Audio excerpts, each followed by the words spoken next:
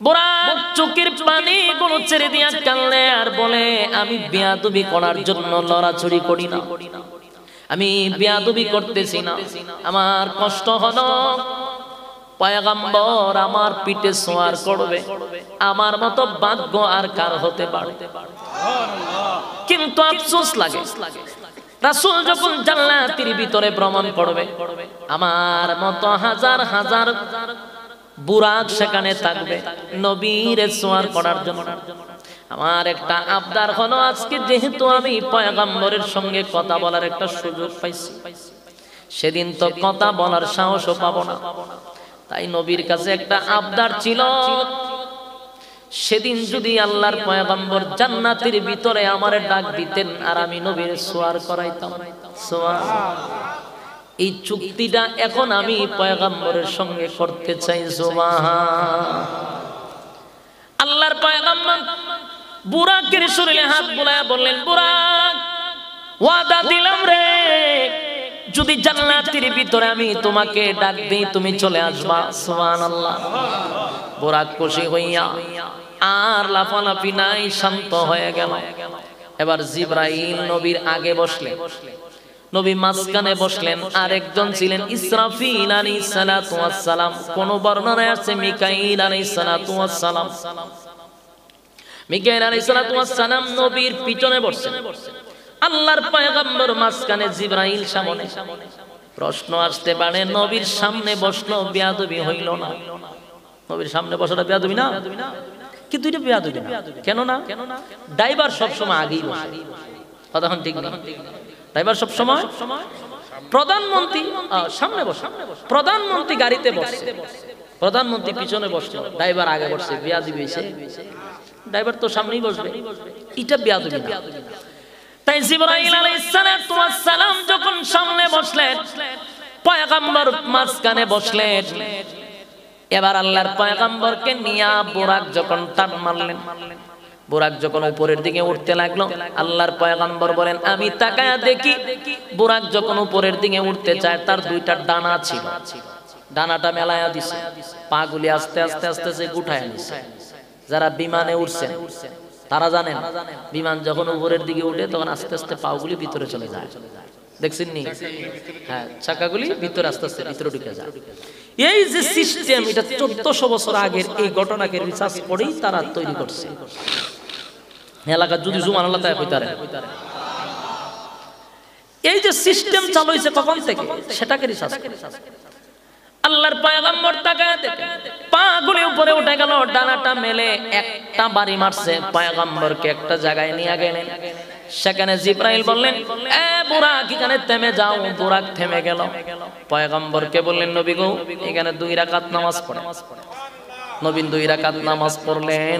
জিজ্ঞাসা করলেন, জিবরাইল রে এটা কোন জায়গা?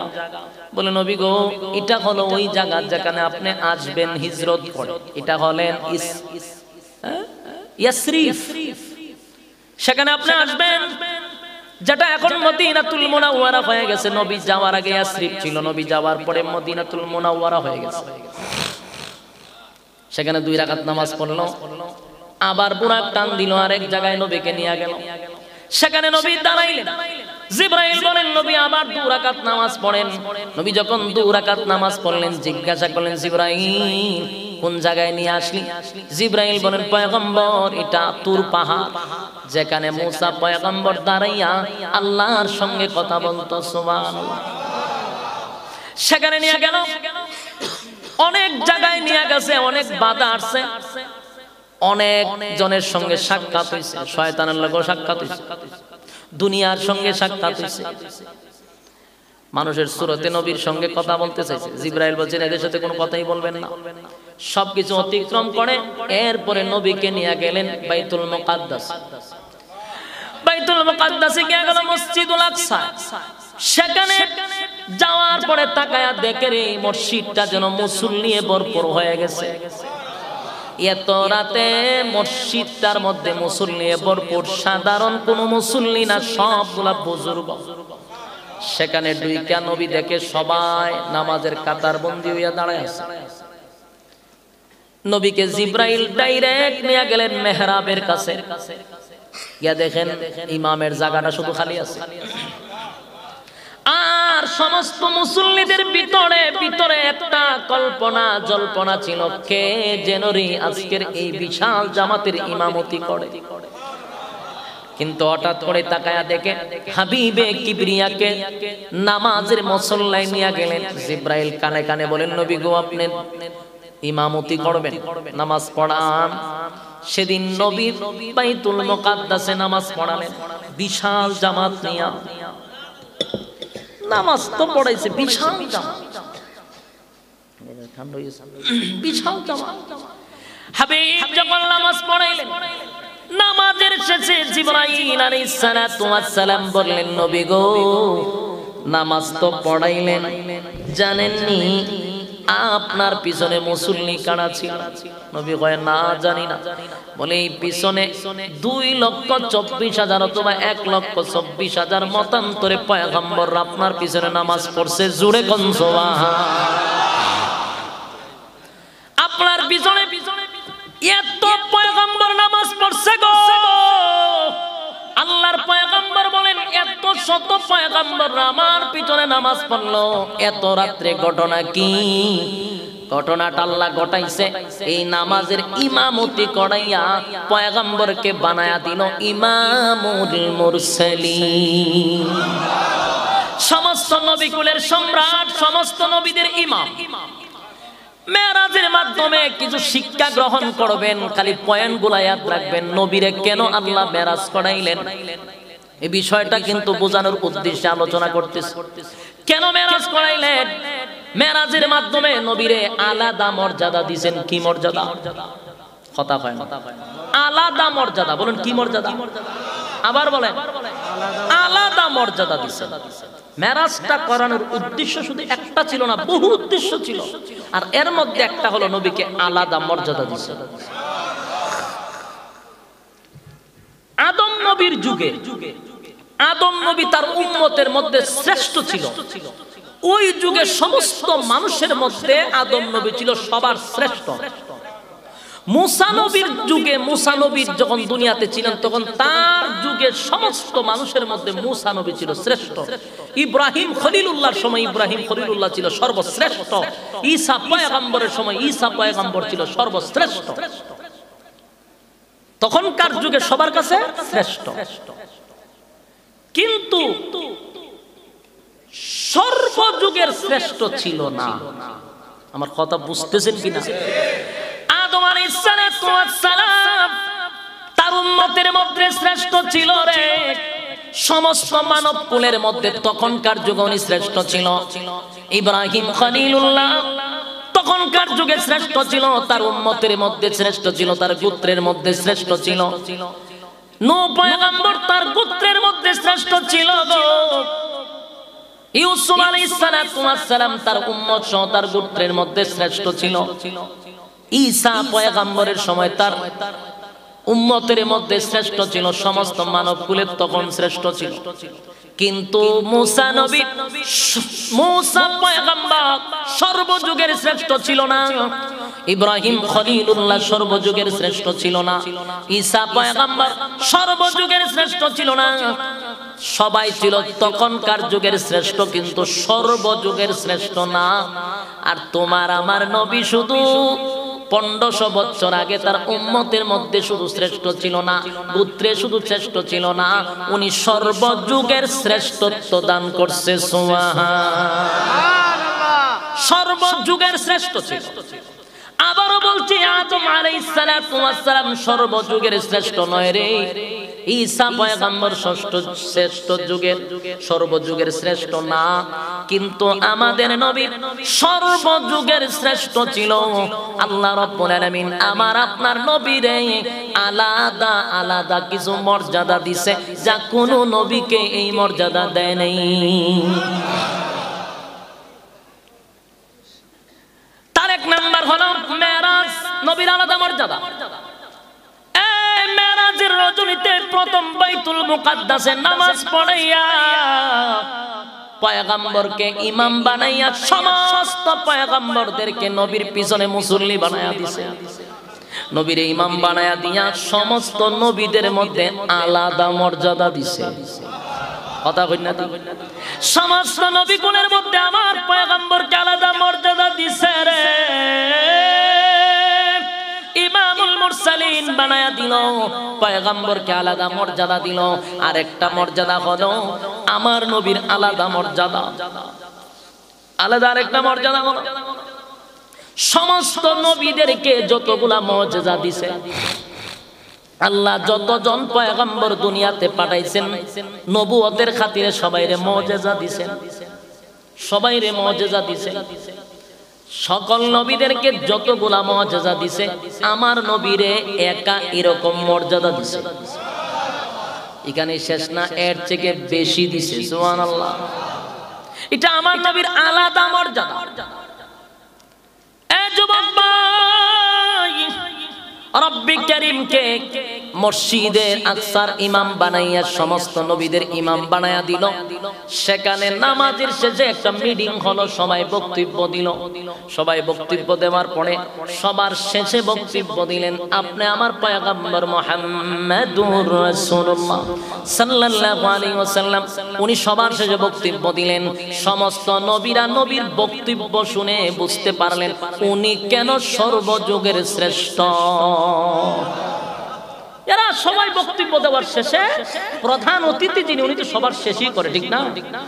প্রধান অতিথি যখন সবার শেষে বক্তব্য দেয়, সমস্ত বক্তারা মানে সমস্ত পয়গম্বর যারা ছিল তারা তো বক্তব্য দিছে, তো সব বক্তারা পরে অবাক হয়ে গেল যে উনাকে কেন সর্বযুগের শ্রেষ্ঠ বানাইলো। কারণ নবী সেদিন এমন একটা বক্তব্য দিছে সমস্ত নবীরা অবাক হয়ে গেছে।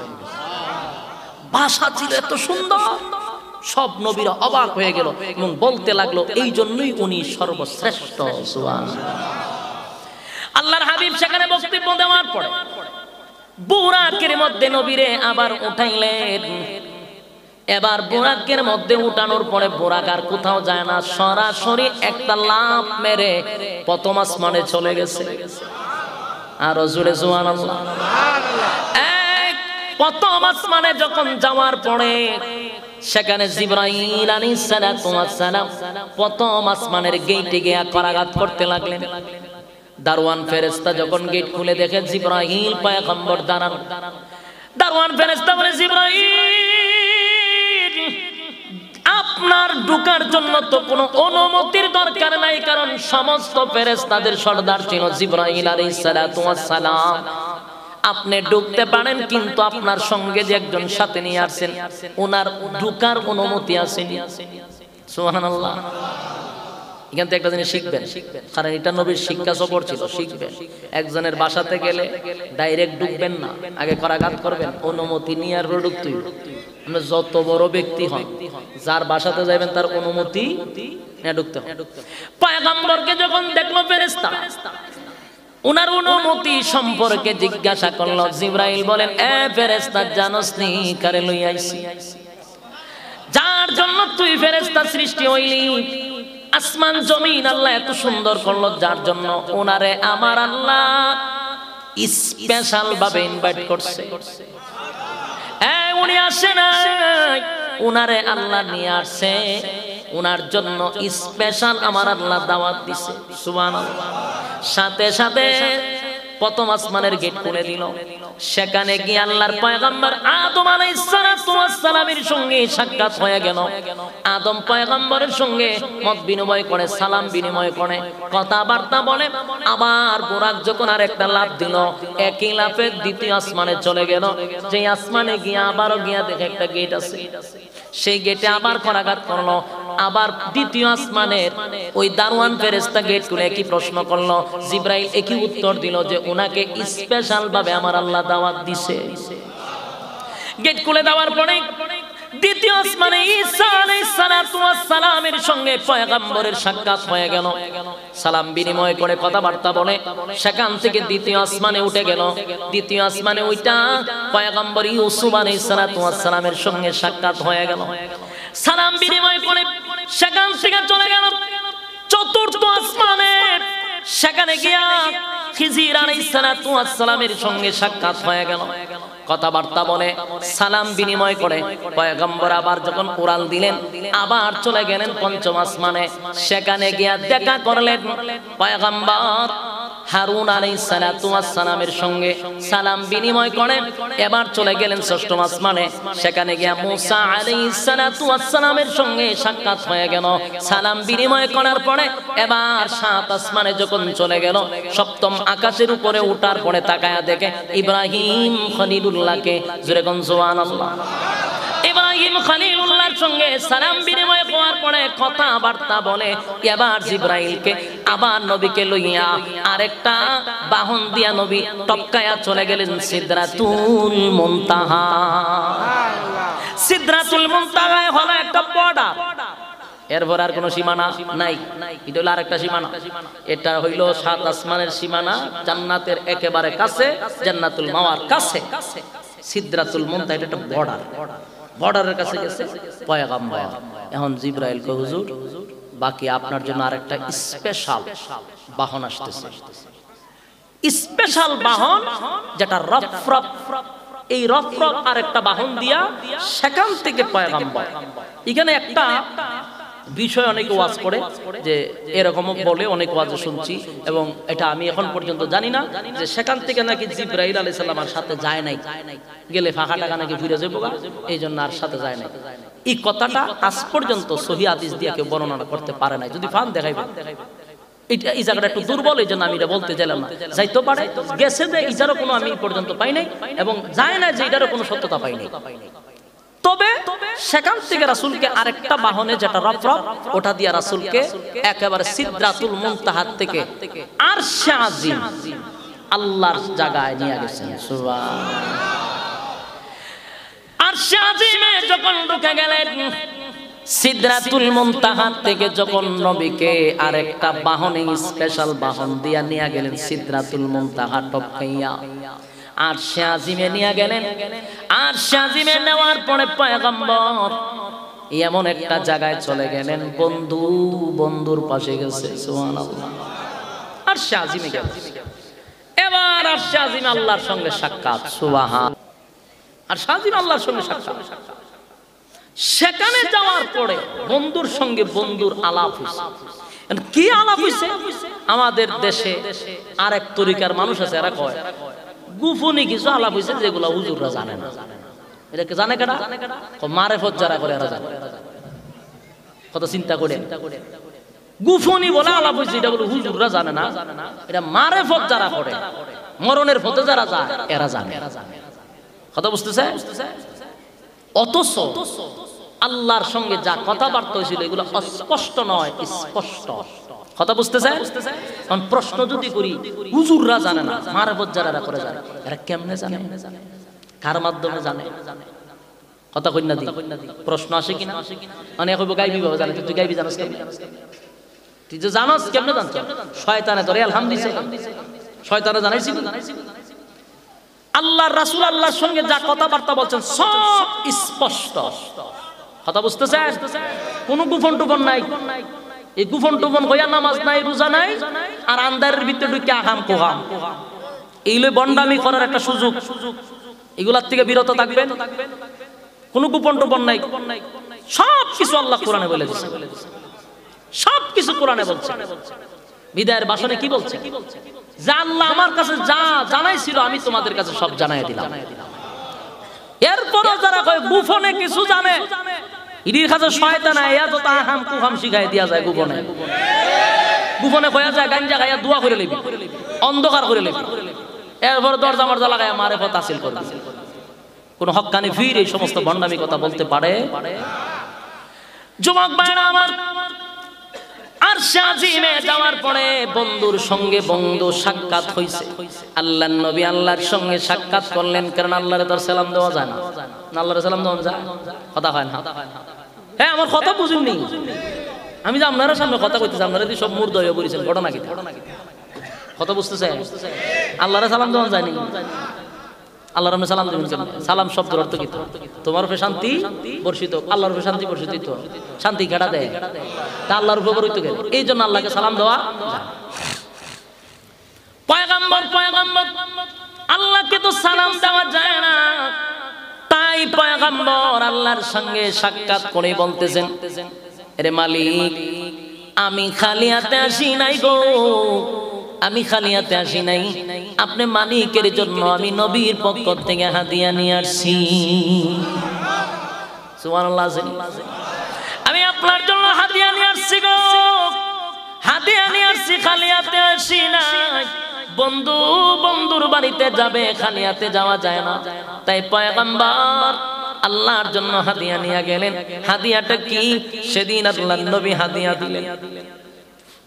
আল্লাহ বলেন, বন্ধু আমার জন্য কি হাদিয়া নিয়ে আসলেন?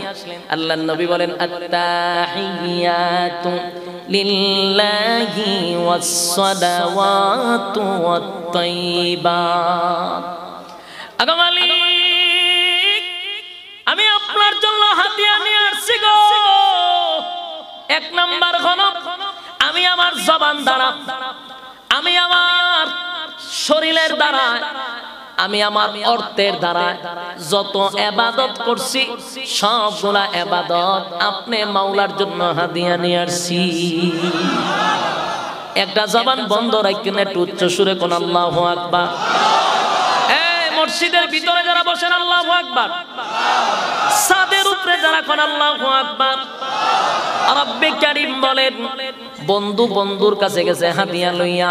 আল্লাহর নবী বলেন, মালিক রে, আত্তাহিয়াতু লিল্লাহি ওয়াস-সালাওয়াতু ওয়াত-তাইয়্যিবাত, আমি আমার জবান দ্বারা, আমি আমার শারীরিক দ্বারা, আমি আমার অর্থের দ্বারা যত ইবাদত করছি সব আপনার জন্য হাদিয়া নিয়ে আসছি। এবার আল্লাহ বলেন, হাদিয়া পাওয়ার পরে আল্লাহ বলেন, আসসালামু আলাইকা আইয়ুহান নাবিয়্যু ওয়া রাহমাতুল্লাহি ওয়া বারাকাতুহু। তিনটা হাদিয়া পাওয়ার পরে রব্বে কারীম বলেন, বন্ধু আপনার হাদিয়া আমি গ্রহণ করলাম, আর আমি আপনাকে আবার এর পরিপ্রেক্ষিতে প্রথম হলো নবীর সালাম দিলাম, আপনার উপরে সালাম দিলাম।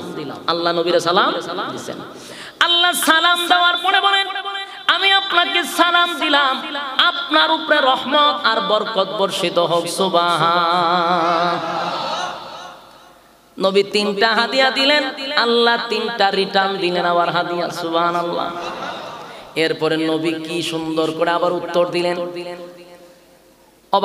আসসালামু আলাইনা ওয়া আলা ইবাদিল্লাহিস সালিহিন। সুবহানাল্লাহ। এ যুবক ভাই, দিলের কান লাগাইয়া কথাগুলি একটু মনোযোগ দিয়ে শুনবেন। পয়গম্বরকে যখন আল্লাহ সালাম দিল, রহমত দিল, বরকত দিল, আমার নবীর কত মায়া, কত দয়া রে। সাত আসমান টপকাইয়া গেল, সিদরাতুল মুনতাহা টপকাইয়া গেল, আরশে আজিমে গিয়ে আল্লাহর সামনে বসলো। সেদিন বৈশাও আল্লাহর নবী তার উম্মতকে ভুলে নেই। এ যুবক ভাই, তুমি আর আমি নবীরে ভুলে গেছি গো, কিন্তু পয়গম্বর সাত আসমানে গিয়া ভুলে নাই। পয়গম্বর উম্মত বলে নাই, উম্মত বলে নাই। আল্লাহ যখন বলে আপনার উপরে সালাম দিলাম, রহমত দিলাম, বরকত দিলাম, নবী বলেন আমি একা আপনার এই সালাম আর বরকত আর রহমত একা নিলাম না, ওয়া আলা ইবাদিল্লাহিস সালিহিন। আল্লাহ আপনার সালাম আর রহমত আর বরকত আমি নিজেও নিলাম, আর আমি আমার উম্মতের পক্ষ থেকে গ্রহণ করলাম। আমি আমার উম্মতকে লইয়া আপনার সালাম, রহমত আর বরকত উম্মতের মধ্যে বন্টন করে দিলাম, একা নিলাম না। তাহলে বোঝা গেল নবী সেখানে গিয়াও আমাদেরকে ভুলে নেই। সুবহানাল্লাহ। এ যুবক ভাই, নবী ভুলে নাই গো। সেদিন আল্লাহর পয়গম্বর আল্লাহর সঙ্গে যখন কথাবার্তা বললেন, বন্ধু বন্ধুর সঙ্গে কথা বললেন, বন্ধু রে বন্ধু ভালো করে মন ভরে দেখলেন। সুবহানাল্লাহ। আল্লাহ বলেন, নবী গো, আমি আপনারে কেমন করে বানাইলাম, কেমনে বানাইলাম?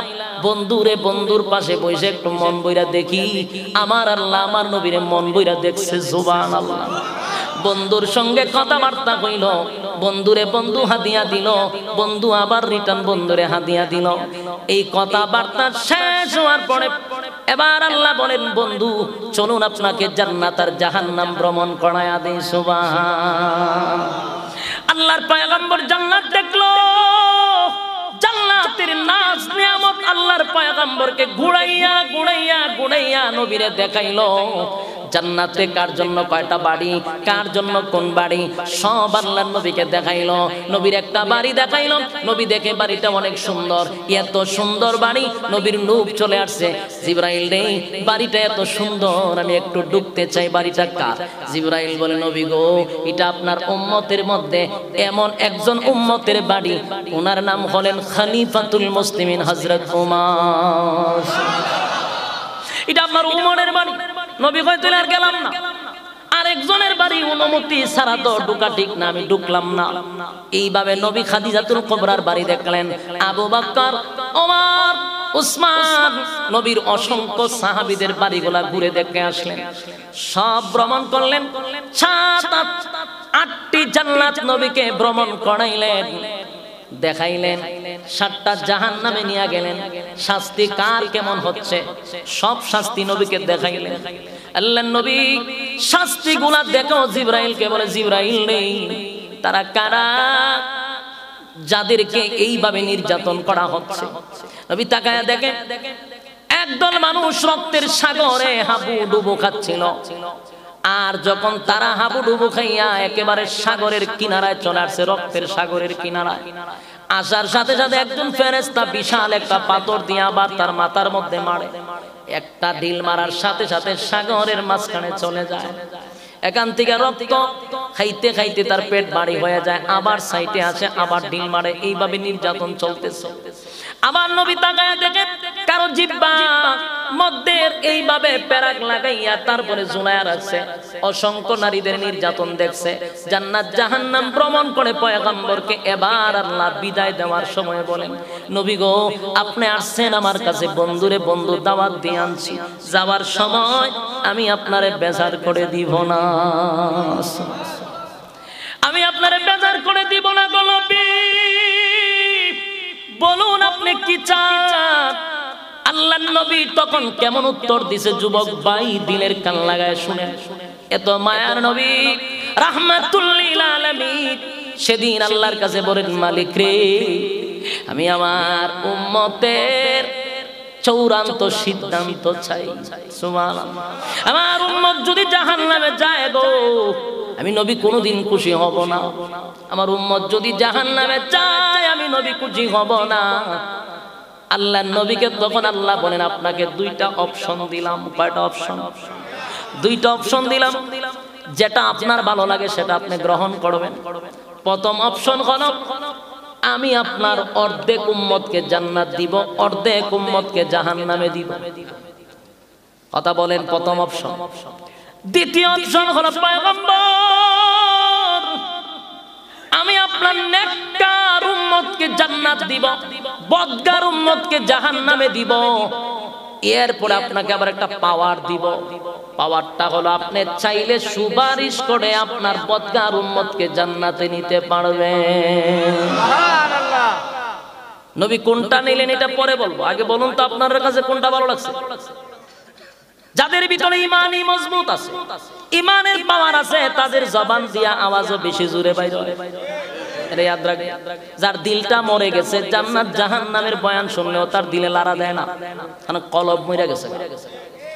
এই যুবক ভাই, 2টা অপশনে কোনটা ভালো লাগলো? 2 নাম্বারটা যেমন আপনাদের ভালো লাগছে, নবীও 2 নাম্বারটা গ্রহণ করছে। সুবহানাল্লাহ।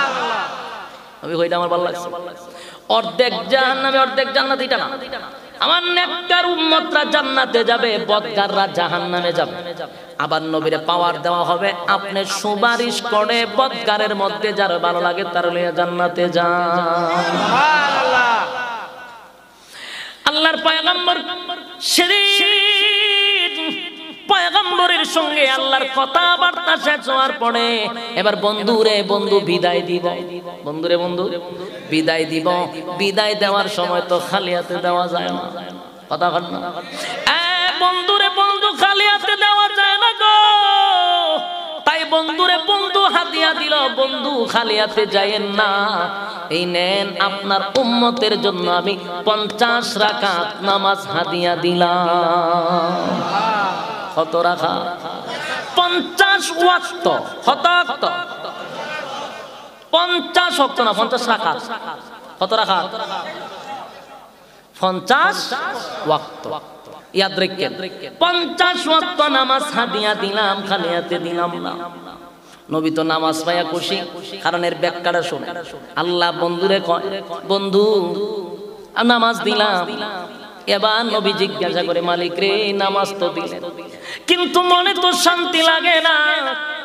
আমি 7 আসমান টপকাইয়া আরশে আজিমে বসে আপনার সঙ্গে সাক্ষাৎ করছি, কিন্তু আমার উম্মত তো আর 7 আসমান টপকায় আসতে পারবে না, আপনার সঙ্গে সাক্ষাৎ করতে পারবে না। এই ব্যথা লইয়া আপনার কাছ থেকে বিদায় নিলাম। চিন্তা করছেন কথা? হ্যাঁ, কথা বলেন না তো।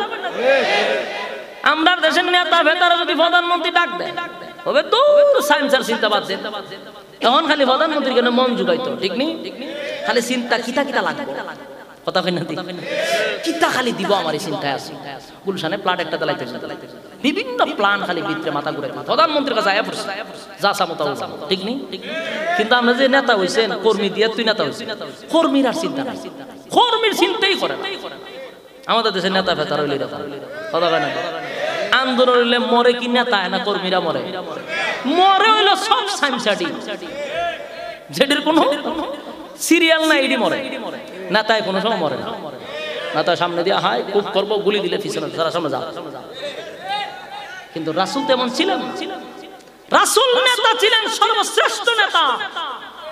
আল্লাহর সঙ্গে সাক্ষাৎ করতে গেলে উম্মত বলি নাই। সুবহানাল্লাহ। আমি আপনার সঙ্গে সাক্ষাৎ করছি, ফেস টু ফেস বসে কথা বলছি, উম্মত তার কথা বলতে পারবো না। এটা একটা ব্যথা ছিল রাসূলের। সুবহানাল্লাহ।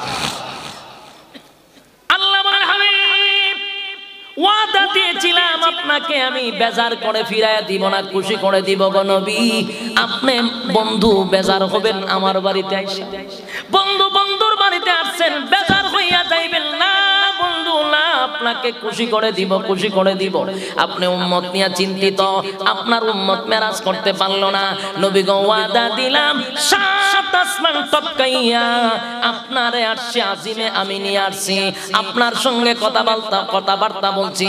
মেরাজ হইছে আপনার সঙ্গে আমার আরশে আজিমে, আর আমি আপনাকে 50 ওয়াক্ত নামাজ দিলাম, আপনার উম্মতের সঙ্গে আমার 50 ওয়াক্ত মেরাজ হবে। সুবহানাল্লাহ। 50 ওয়াক্ত মেরাজ হবে। মুসা আলাইহিস সালাতু ওয়াস সালামকে আমি তুর পাহাড়ে লইয়া, মুসা নবীর তুর পাহাড়ে নিয়ে কথা বলছি। মাঝখানে মুসা আর আমার মাঝখানে 70,000 পর্দা ছিল। কত হাজার? 70,000 পর্দার ভিতর থেকে আমি আল্লাহ মুসা নবীর সঙ্গে কথা বলছি গো নবী, আর আপনি শ্রেষ্ঠ নবী, উম্মত আপনার শ্রেষ্ঠ। তাই আমি আল্লাহ আপনার উম্মতের সঙ্গে যখন মেরাজ করব, আপনার উম্মতের সঙ্গে যখন আমি কথা বলবো, মাঝখানে আর কোনো পর্দা থাকবে না। আপনার উম্মত আর আমি আল্লাহর মধ্যে কোনো পার্থক্য থাকবে না। সুবহান, কোনো পর্দা নাই। এই জন্য যারা নামাজে দাঁড়ায় তারা কিন্তু আল্লাহর সঙ্গে মেরাজে দাঁড়ায়, কথাবার্তা চলে। যখন আপনি পড়বেন সূরা ফাতিহা, তার মানে আল্লাহর সঙ্গে আপনি কথা বলতেছেন। সুবহানাল্লাহ। আল্লাহর সঙ্গে বান্দার কথা চলে, তখন আল্লাহ বলেন আমার আর বান্দার মধ্যে কোনো পর্দা থাকে না। 50 ওয়াক্ত নামাজ নবীরে হাদিয়া দিল। নবী খুশি হইয়া নামাজটা লইয়া আনন্দের সাথে নবী যখন ফিরে যাচ্ছিল, ইতিমধ্যে মুসা আলাইহিস সালাতু ওয়াস সালামের সঙ্গে সাক্ষাৎ। মুসা নবী বলেন, ও পয়গম্বর, বন্ধুর সঙ্গে বন্ধু সাক্ষাৎ করতে গেলেন, যাওয়ার সময় কি হাদিয়া দিছে? বলে আমার আল্লাহ আমার প্রতি খুশি হইয়া আমার উম্মতকে 50 ওয়াক্ত নামাজ হাদিয়া দিছে, খুশিতে আমি আনন্দে আছি। মুসা নবী কয়, দাঁড়ান, এত খুশি হইয়েন না গো নবী, আপনি খুশি হইয়া নামাজ নিয়ে যাচ্ছেন। আমি জানি আমার উম্মতকেও আল্লাহ নামাজ দিছিল, আমার উম্মত এত লম্বা হায়াত পাওয়ার পরেও নামাজ পড়তে পারে নাই, আর আপনার উম্মতের ছোট্ট হায়াতে 50 ওয়াক্ত নামাজ পড়বে না। আপনি তাড়াতাড়ি যান নামাজ কমায় নিয়ে আসেন। এত নামাজ আপনার উম্মত পড়তে পারবে না, সময় দিতে পারবে না। আল্লাহর পয়গম্বর বিষয়টা একটু ভেবে আবার চলে গেলেন আল্লাহর সঙ্গে সাক্ষাতে। এবার সাক্ষাতে বলেন, মালিক নামাজ একটু কমায়া দেন। আল্লাহ 5 ওয়াক্ত কমায়া দিলেন। আবার মুসা নবীর কাছে গেলেন, মাত্র 5 ওয়াক্ত কমাইছেন, হবে না, আবার যান, আবার কমায় আসেন। নবী আবার গেলেন, আবার 5 ওয়াক্ত কমালেন, আবার গেলেন, আবার 5 ওয়াক্ত কমালেন, আবার গেলেন, আবার 5 ওয়াক্ত কমালেন, আবার গেলেন, আবার 5 ওয়াক্ত কমালেন। এইভাবে কমাইতে কমাইতে 9 বার গেছে। কয়বার? 9 বার যাওয়ার পরে 45 ওয়াক্ত কমায়া দিল। মুসা নবী বলেন, নবী গো 5 ওয়াক্ত পড়তে পারবে না, যান আবার কমায় নিয়ে আসেন। নবী কয়, এখন আর কেমনে যায়, ইজ্জত তো থাকে না।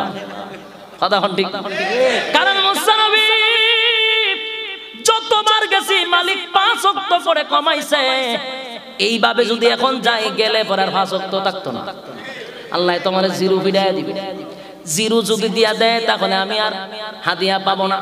যেইভাবে কমাইছে এখন গেলে 5 ওয়াক্ত কমাইব। সুতরাং আর যাইতাম লজ্জা করে। এবার 5 ওয়াক্ত লইয়া নবী যখন চলে আসবে, এমনি আওয়াজ আসতেছে, আল্লাহ বলতেছেন, নবী গো আপনি যদি আমার কাছে এখন আবার আসতেন, আমি আর আপনাকে নামাজ দিতাম না, 5 ওয়াক্ত রেখে দিতাম। আমি আর আপনাকে দিতাম না, 5 ওয়াক্ত রেখে আপনাকে আমি খালি হাতেই দিয়া দিতাম। এটাই ছিল আমার সিদ্ধান্ত। কিন্তু আপনি নবী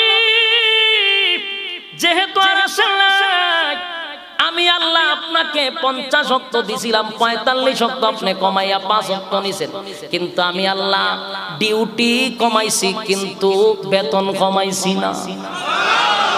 সুবহানাল্লাহ বলেন। আমি আল্লাহর জবান 50 ওয়াক্ত দিছিলাম, ডিউটি কমাইছি, কিন্তু বেতন কমাই নাই। আমি আল্লাহ আপনাকে 50 ওয়াক্ত দিছিলাম, আপনার উম্মতকে 5 ওয়াক্ত দিয়া দিলাম। 5 ওয়াক্ত যদি আপনার উম্মত ঠিক ভাবে পড়ে গো, আমি আল্লাহ ওয়াদা দিলাম 50 ওয়াক্তের সওয়াব আপনার উম্মতকে আমি দিয়া দিব। জোরে কোন সুবহান। 50 ওয়াক্ত নামাজের সওয়াব আমি দিয়া দিব। আল্লাহর কত মায়া, কত মহব্বত। নবী যখন 50 ওয়াক্ত নামাজ থেকে 5 ওয়াক্ত নিয়ে এবার জমিনে আসলেন, জমিনে এলামছে, আয়েশা দেখে ফজরের আযান পরে পরে এমন সময় লামছে। কথা বুঝতেছে? নবী যখন লামে, তখন একটা কাফেলা মক্কার দিকে আসতেছে। সেখানে যখন বুরাক ল্যান্ড করে, বুরাক তো একবারে কাছাকাছি চলে যায়। বিমান কিন্তু দেখবেন এয়ারপোর্টে যাওয়ার আগে আগের থেকে নিচে লাইন না যায়। কথা হয় না? আগের থেকেই নিচে লাইন এয়ারপোর্টে যা। তো মনে করেন ওই বুরাক অনেক আগের থেকেই নিচে লাইন লাগে, লাইন মা তারপরে গিয়ে খাবার কিন্তু কি জাত গতিটা, গতিটা বুঝছি বিদ্যুতের চেয়ে। এক কথা বলি, মনোযোগ দিয়ে শুনে। বিমানে যারা উঠছেন দেখবেন বিমান নামার সময় তার স্পিডটা কত বোঝা যায়। বিমান আর কিসের গতিতে চলে? 200-300 কিলোমিটার গতিতে চলতে পারে। আর বোরাকটা বিদ্যুতের চেয়েও বেশি গতি। এটা যখন নিচের দিকে নামতে ছিল রে, এটার যে একটা আওয়াজ, আওয়াজের সুরে কাফেলার একটা গুড়া মরে গেছে। এই আওয়াজের সুরে গুড়া একটা নাচতে মরে গেছে। লামার সময় নবীর ধরছে পানির পিপাসা, সেখানে দেখে একটা মশকে পানি, নবী গানতে একটু পানিও খাইছে। সুবহানাল্লাহ। পানি যে খাইছে, কাফেলার পরে পানি তুকায় পানি, হে পানি গেল কই খাইলাম, পানি গেল, ওই পানি পান করছে। তারপরে গিয়ে মক্কায় যখন গেলাম, সে দেখে ফজরের আযানের একটু আগে পড়বে। এখন আমার কথা বুঝছেন আপনি? কথা বোঝার চেষ্টা করুন। রাতের মানে মধ্যরাত্রে তার বান্দাকে মসজিদ আকসার থেকে 7 আসমান টপকায়া সিদরাতুল মুনতাহা টপকাইয়া আরশ আজিমে নিয়ে গেছে, ঠিক না? জানেন 7 আসমানের রাস্তা কত হাজার বছরের রাস্তা? 7000 বছরের রাস্তা। কত হাজার বছরের রাস্তা? 7000 বছরের রাস্তা। দুনিয়ার কোন রকেট দিয়া যদি যান, অথবা বিদ্যুৎ গতি দিয়েও, বিদ্যুৎ গতি তো আজ পর্যন্ত আবিষ্কার করতে পারে নাই, বিদ্যুতের গতিও যদি যান তাও 7000 বছরে যেতে পারবেন না।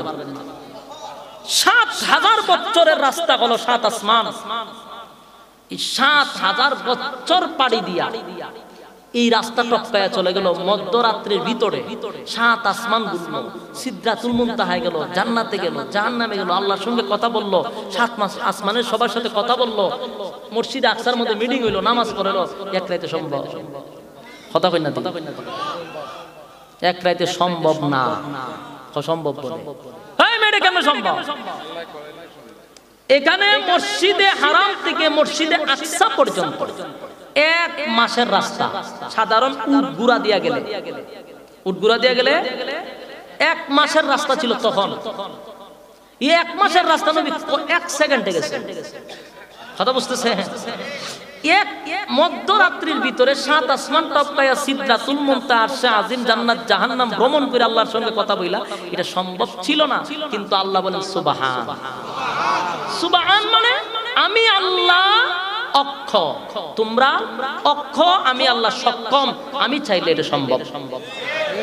এখন আসুন এটার বিভিন্ন ব্যাখ্যা নিয়ে একটা জায়গায় আমি একজন মত পাইলাম। মতটা হলো যেটা বুঝার জন্য বলছে যে আল্লাহ যখন 7 আসমানে নিচে নবীর, এটা পুরাটা সফর ছিল নবীর প্রায় 27 বছরের সফর। কত বছর? মেরাজে গেছে প্রায় 27 বছর নবীর কাছে। কত বছর? 27 বছর খাইতে আইলো। আয়া লাইন না দেখে যে আজান পড়বে এমন সময় এর একটু আগে গেছে, গিয়া নবী দেখে যেখানে উজু করছিল উজুর পানি অনেক গড়ায় যাইতেছে। নবী যে বিছানায় শুয়ে ছিল, বিছানার মধ্যে এখনো গরমের হুম রয়ে গেছে। কি বুঝেন সময় কতটুক লাগছে? এই পানি যে গড়ায় যেতেছে এর দ্বারা বোঝা যায় সর্বোচ্চ 7-8 মিনিট, আর নাইলে 2-3 মিনিট। 2-3 মিনিটের বেশি না, কারণ একটা উজুর পানি গড়ায় কতক্ষণ সময় যায়? কথা কয় না রে বা? 2-1 মিনিট। আবার কোন জায়গায় দেখছি লেখা আছে যেই দরজা খুললা বাইরে ছিল দরজার অনেক জিনজিলি বা লড়তেছে, তাহলে কয়েক মিনিট। বিস্তার হুম এখনো রয়ে গেছে, তাহলে কয়েক মিনিট। কথা কয় না? কিন্তু কাটছে কত বছর? 27 বছরের সফর কইরাইছে। এখন আপনারা বলি কেমনে সম্ভব? সম্ভবটা আপনারা তথ্য প্রযুক্তি বাইরে নিয়ে একেবারে বোঝাটা সহজ। আমি আপনারা বুঝাই, আপনারা নিজেরা বুঝবেন। 27 বছর চলে গেল কিন্তু দুনিয়াতে সাথে মাত্র 2-1 মিনিট। কেমনে এটা সম্ভব? সম্ভব হইল মনে করেন দুনিয়াটা পুরাটাই তো আল্লাহর কুদরতি হাতে, ঠিক না? সিস্টেম কার হাতে? মনে করেন আল্লাহ যখন নবীরে উঠায়া নিবেন, ঠিক তখন দুনিয়ার সিস্টেমের সুইচে একটা টিপ দিছে। দুনিয়ার সুইচের একটা টিপ দেওয়ার সাথে সাথে যেখানে যেটা ছিল এই ব্যবহার হয়েছে। কথা বুঝেন নাই? মনে করেন আমি বোতলটা কুইলা পানি খেলাম, এক ডুব খাইছি, সুইচও যখন টিপ মারছে আর এক ডুব খাইতে পারলাম না, এক ডুব গেছে আমার পেটের ভিতরে। সুইচও টিপ দিছে, আমি এইভাবে আছি, যে যেখানে যেভাবে আছে। আরেকবার যখন সুইচ অন করছে তখন আরেক ডুব খাইছে। 27 বছর আগে পেটে পানি গেছিল, পরের ডুব গেছে 27 বছর পরে। অথচ আমি বুঝতেছি এখনই হইতেছে। চাইলে সম্ভব নেই। গাছের পাতা বাতাসে যে এমনে গেছিল, ওই সুইচ টিপ দেওয়ার পরে এমনে উঠেছে, সুইচ অন করছে আবার এমনে উঠছে, যে যেখানে ছিল এইভাবেই ছিল। আল্লাহ এই সিস্টেম কইরা 27 বছর নবীর সফর করায়া দুনিয়ার সিস্টেম আবার সুইচ টিপ দিছে, আগের টাগের মতো চলতেছে। সুবহানাল্লাহ। কথা বুঝতেছেন? আমরা যখন ভিডিও দেখি, অনেক সময় ওয়াজ শুনতেছেন, এখন একটা কাজ আছে তখন ভিডিওর মাঝখানে টিপ দেই, ভিডিও কিন্তু জাগাত খারাপ থাকে, ঠিক নেই? আবার টিপ দিলে এখান থেকে চলে। কথা হয় না? এখন এই টিপটা আপনি দিয়েছেন আজকে, আগামী কালকে গিয়ে আবার এখানে টিপ দিছেন, এটা কি একদিনে এটা কি আবার পিছিয়ে যাবে না জাগাত থেকে শুরু হইবে? বিষয়টা নবীর সাথে এমন হয়েছে। সুবহানাল্লাহ। মাথায় ধরছি না? এখন 27 বছর সফর করে নবী জমিনে নামছে, এই ঘটনাটা নামাজের পরেই, ফজরের পরেই কথা বলা শুরু করছে। সাহাবীদেরকে বলতে শুরু করছে, শুনো, গত রাত্রে তো একটা আশ্চর্য ঘটনা। আমি মসজিদে হারাম থেকে মসজিদে আকসায় গিয়ে নামাজ পড়াইছি 2 রাকাত। সেখান থেকে 7 আসমানে গেলাম, 7টা জাহান্নাম দেখলাম, 8টা জান্নাত দেখলাম, আরশে আজিমে গেলাম, আল্লাহর সঙ্গে কথাবার্তা বলে আমি আবার জমিনে ফিরে আসলাম এই অর্ধেক রাত্রের ভিতরেই। সুবহানাল্লাহ। সাহাবায়ে কেরাম, নবী বলছে, বিশ্বাস করছে। এর ভিতরে আবু জাইল্লার খান ওই খবর গেছে, আবু জাইল গেছে গেছে গেছে গেছে সব গেছে, পুরা গেছে। মোহাম্মদ আগে যাও, একটা লিমিটের ভিতরে, এখন লিমিট সারা হইছে, পাগল হইছে, পুরা পাগল হয়ে গেছে।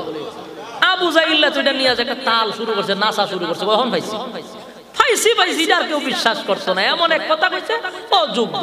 কারণ মক্কা থেকে মসজিদে আকসার যাইতে 1 মাসের রাস্তা, মোহাম্মদ কই অর্ধেক রাত্রির ভিতরে মসজিদে আকসা হয়ে গেছে, 7 আসমান হয়ে গেছে। এটা একটা আজগবি খবর। হন্ত আবু জাহিল্লা লাফানি যে শুরু করছে, করতে করতে সর্বপ্রথম গিয়া কয় মসজিদ আসেনি আবু বকর। না আবু বকর আসেন না, তাহলে প্রথমেই তোমরা আবু বকরের এই কাল্পনিক গল্প শুনাও, দেখবা আবু বকর কি কয়। তখন আবু জাহিল্লার নেতৃত্ব যারা, এরা সবাই গেছে আবু বকরের দ্বারে গিয়া কয়, আবু বকর ঘটনা শুনছ? কি কয়, এক ব্যক্তি মনে করো রাতের অর্ধেকে মসজিদ আকসা এখান থেকে নামাজ পড়াইয়া আবার চলে গেছে 7 আসমানে, আরশে আজিমে সিদরাতুল মুনতাহা, জান্নাত জাহান্নাম ভ্রমণ করে আবার কয়েক মিনিটের ভিতরে আবার ফিরে আসছে। এটা কি সম্ভব? আবু বকর কই, ঘটনাটা কে ঘটাইছে, মানে করছে কে, কার দ্বারা হইছে? তোমার নবী মুহাম্মদের দ্বারা।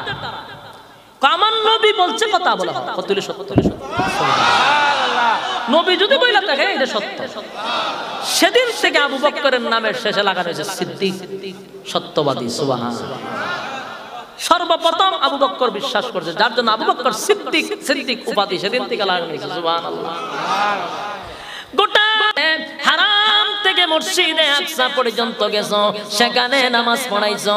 এরে মুহাম্মদ, তোমার কাছে জানতে চাই, বলো তো দেখি বাইতুল মুকাদ্দাসের কয়টা দরজা, কয়টা জানালা? চিন্তা করেন কত বড় ভাগ। নবী গেছেন কি রাত্রে দরজা জানালা গুনতো? কথা কই না দি। আমার এই মসজিদে নিয়ে নামাজ পড়াইছেন, আমি নামাজ পড়ছি, আপনার সাথে কথা বলছি, কেন হতেন খারিয়া দেখলাম টাকলাম, এই যে এতক্ষণ ওয়াজ করতেছি মসজিদ আমার সামনে, আমার যদি 1 ঘন্টা পরে কেন মসজিদের সামনে দিয়ে ওয়াজটা করছিলেন, আসি ওয়াজ করছিলেন, আমি বললাম হ্যাঁ। তো কোন চান আমরা মসজিদের দরজা কটা? কোন চান? আমি কি আসলে দরজা গুনছিলাম? কথা কই না দি। দরজা গুনবার লেগেছিলাম। এই আবু জাহিল এমন ব্যাক কইলা প্রশ্ন করছে রাসূলকে আসলে আটকানোর জন্য। কিসের জন্য? আল্লাহর হাবিব চিন্তিত হয়ে গেল আর বলতে লাগলো, মালিক রে, মসজিদে আকসায় তো আমি দরজা জানালা গোনার জন্য যাই নাই গো, তুমি তো আমারে দরজা জানালা গোনার জন্য নেও নাই। কিন্তু আবু জাহেল আমারে এমন একটা প্রশ্ন করে বসছে, আমি যদি উত্তর না দিতে পারি লজ্জিত হয়ে যাব, শর্মিন্দা হয়ে যাবে এতগুলা মানুষের সামনে। আল্লাহ বলেন, হাবিব, আমি আপনাকে লজ্জিত করব না, আমি আপনাকে অপমান করব না। জিবরাইলকে বললেন, জিবরাইল যা পয়গম্বরের সামনে মসজিদে আকসাটাকে তুলে নবীর পয়গম্বরের সামনে দাঁড় করায়া দেন। এটা জিবরাইলের দ্বারা সম্ভব ছিল। জিবরাইল এমন একজন ফেরেশতা যে 1 সেকেন্ড গোটা পৃথিবী ঘুরতে পারে, আর ঘুরতো কি তার শরীরে পুরো পৃথিবী ঘেরাও করে লায়। আসল সূরাতে জিবরাইলকে রাসূল কয়েকবার দেখছেন, এর মধ্যে সিদরাতুল মুনতাহা একবার আসল রূপে রাসূলকে দেখছে, এই জিবরাইলে দেখছে। যেদিন রাসূলকে মেরাজে নিয়ে যায়, সিদরাতুল মুনতাহা গিয়া দে জিবরাইল বড় হইতে কিয়ামত আসল রূপ ধারণ করছে জিবরাইল। তার শরীরে 600 ডানা ছিল। এক একটা ডানা এইভাবে ছাড়লে পৃথিবীর এক প্রান্ত আর এক প্রান্ত ঘেরাও করে ফেলে। হ্যাঁ, সুবহানাল্লাহ। বাড়ি কিয়া হইয়া ঈমানের মধ্যে অনেক দুর্বলতা আছে, এজন্য ঈমানি জজবা কম। আল্লাহু আকবার বলেন। একটা ডানা পৃথিবীর এক প্রান্ত আর এক প্রান্ত ঘোরায়, এরকম 600 ডানা। সুবহানাল্লাহ। জিবরাইলের মাথায় এত বড়। আল্লাহ রাসূল বলেন, পৃথিবীর সব পানি যদি আটলান্টিক কোণ আর প্রশান্ত সাগর কোণ আর যত সাগরের পানি আছে সব পানি জিবরাইলের মাথার দিলে সব চুলুই ভিজত না। সুবহানাল্লাহ। বাড়িতে গিয়া এত বড় জিবরাইল নবীর সামনে মানুষের সুরত দিয়ে আসে। নবী শেষে তার আসল রূপ দেখছিল সিদরাতুল মুনতাহায়, আর একবার দেখছিল হেরা গুহায়। জিবরাইলে যখন দাঁড়ায় 7 তবক জমিনে তার পা যায়, 7 আসমানের উপরে মাথা যায়। কিতা বুঝো? দেখলে আপনার অস্তিত্ব থাকবো না। জিবরাইল এত বড়। সুবহানাল্লাহ। জিবরাইল আলাইহিস সালাতু ওয়াস সালাম মসজিদে আকসাটাকে নবীর সামনে তুলে ধরলেন, দইরা একবার এমনে দেয়। নবী আবার আবু জাহিলারে কয়, কাগজ লো, কলম লো। সুবহানাল্লাহ। ব্যাকল কাগজ লো, কলম লো। আবু জাহিল এডি কিতা কয়? বলো হলো। বলে ডান দিকে এতটা দরজা, আবু জাহিল লিখতেছে। বাম দিকে এতটা দরজা, সামনে এতটা, পিছনে এতটা। আবু জাহিল আমি দেখতাছি মুহাম্মদ যখন আঙ্গুল দূরে দূরে দেখতাছে। আবু জাহিল অবাক হয়ে গেছে, কথা তো ঠিক, দরজা তো এতটাই, জানালা তো এতটাই। মোহাম্মদ যেমন দেখি কাছে দাঁড়ায় দাঁড়ায় আঙ্গুল দা গুনা গুনা কইতেছে। আবু জাহিল অবাক হইয়া কয় সত্য না ঘটনা তো সত্য, এটা কেমনে সম্ভব, এটা কেমনে সম্ভব? আবু জাহিল পাগল হইয়া কাগজ টুগজ তুইয়া দৌড় দিয়া কয় বাপরে বাপ এত বড় জাদুঘর, নাউজুবিল্লাহ। কপালে হেদায়েত নাই রে।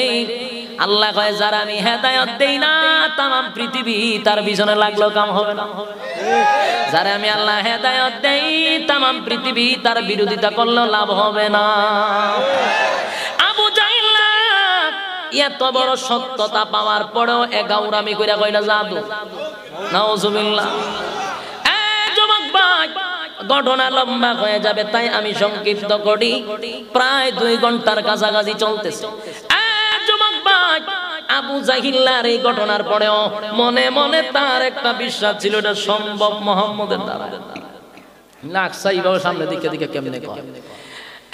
যুবক ভাই, এবার আসুন আমি আপনাদেরকে বলি, মেরাজের ঘটনা বলার পরে বেঈমানরা হাসি তামসা করছিল। যেদিন নবী মসজিদে আকসার দরজাগুলি গনে গনে গনে গনে গনে গনে বলে দিল, সেদিন থেকে একটু চিল্লাচিল্লি কম। তোরা যে প্রশ্ন করছিল উত্তর তো দিছি, এখন চিল্লাস করে ঠিক নেই, তোদের উত্তর পেয়ে গেলি। এবার আসুন আমি আপনাদের সামনে শেষ কথাটা বলে আমার আলোচনা শেষ করি। আমরা হুজুর লই মোনাজাত করে লিব না। যুবক ভাই, শেষ কথাটা হলো এতক্ষণের আলোচনার থেকে আমরা কি শিখলাম? মেরাজটা কেন হইল, কোন কারণে হইল, মেরাজের দ্বারা আমাদের কি উপকার হলো? যুবক ভাইরা রে, এই রাত্রিতে আমাদের বোঝা দরকার আল্লাহর বন্ধু দাওয়াত দিয়া 7 আসমানে নিয়া সর্বশ্রেষ্ঠ মর্যাদা দান করছে। এটা নবীর জন্য শ্রেষ্ঠত্ব, আলাদা মর্যাদা। কি মর্যাদা? আদম নবী জান্নাত আর জাহান্নামের বয়ান করছে গো, মুসা নবী জান্নাত জাহান্নামের বয়ান করছে, ঈসা নবী জান্নাত জাহান্নামের বয়ান করছে। কিন্তু আল্লাহ কোন নবীকে বলে নাই পয়গম্বর জান্নাত আর জাহান্নামের বয়ান উম্মতের কাছে করতেছো, আসো তোমাদেরকে নিয়ে একটু জান্নাত আর জাহান্নামটা দেখায়া দেই। কোন নবীর ক্ষেত্রে আল্লাহ বলে নাই। ঈসা নবী জান্নাত জাহান্নামের বয়ান করছে, আল্লাহ দুনিয়ার থেকে নিয়ে জান্নাত জাহান্নাম দেখায় নাই। রে ইব্রাহিম খলিলুল্লাহ জান্নাত জাহান্নামের বয়ান করছে, আল্লাহ সরজমিনে জান্নাত আর জাহান্নাম দেখায় নাই।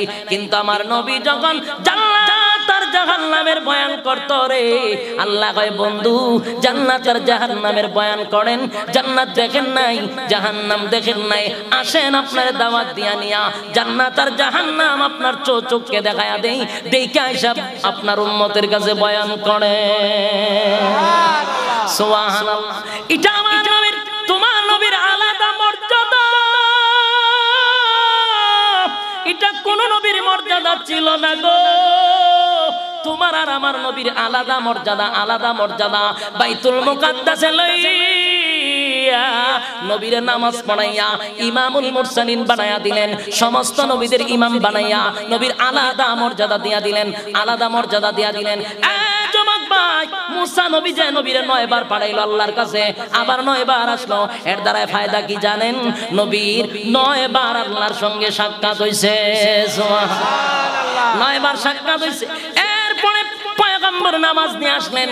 বন্ধুরে, যেই কারণে নামাজটা নিয়ে আসছেন মেরাজ থেকে, আল্লাহর নবী সেই নামাজের ওয়াজ বান্দাদেরকে উম্মতের কাছে করলেন।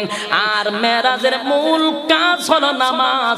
আজকে দেখবেন মেরাজের রাত্রিতে মুসল্লির অভাব নাই, মুসল্লির অভাব নাই। এদিন জিকির আজগার মিলাদ কিয়াম কইরা জিলাপি টেলাপি খাইয়া যে গরো ঘুমায়, আবার সমাবরতের রাত্রিতে যাইব, সেদিনও জিলাপি খাইয়া মিলাদ কিয়াম কইরা আবার ঘুমাইব। 27 রমজানের দিন আবার একটু আবার জাগবো, সেদিন আবার মিলাদ কিয়াম কইরা মিষ্টি জিলাপি খাইয়া আবার ঘুমাইব। এইভাবেই হলো সিজুন্না মুসল্লিদের কাজ। অথচ প্রতিদিন মেরাজ হওয়া দরকার। আমাদের ভুল ভ্রান্তি ভাঙা দরকার। 27 রাত্রিতে কিসের মেরাজ? যার প্রতিদিন মেরাজ নাই আবার 27 রাত্রি কি এর মেরাজ? কথা কয় না দি?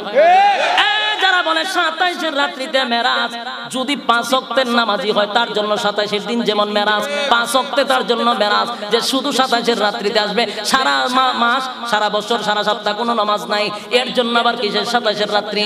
কারণ প্রতি ওয়াক্তে উম্মতের জন্য মেরাজ। বাস্তব না বাস্তব? আর শেষ কথা আপনাদের কাছে বলবো, যুবক ভাই, পাক নামাজ নিয়ে আসছেন বন্ধুর কাছ থেকে, বন্ধু হাদিয়া। এই নামাজ এমন একটা ইবাদত, এমন একটা ইবাদত, প্রতিটা ইবাদত আল্লাহ জিবরাইলের মাধ্যমে পাঠাইছে। কথা হয় না?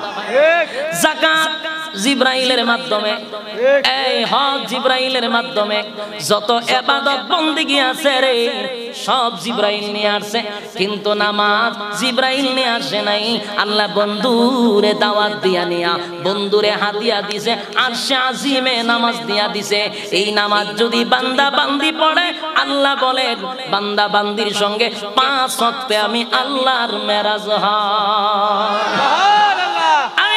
শেষ কথাটা বলবো, শেষ কথাটা বলবো, শেষ কথাটা বলবো, আপনাদের হুজুর নিয়ে আসেন, সময় শেষ।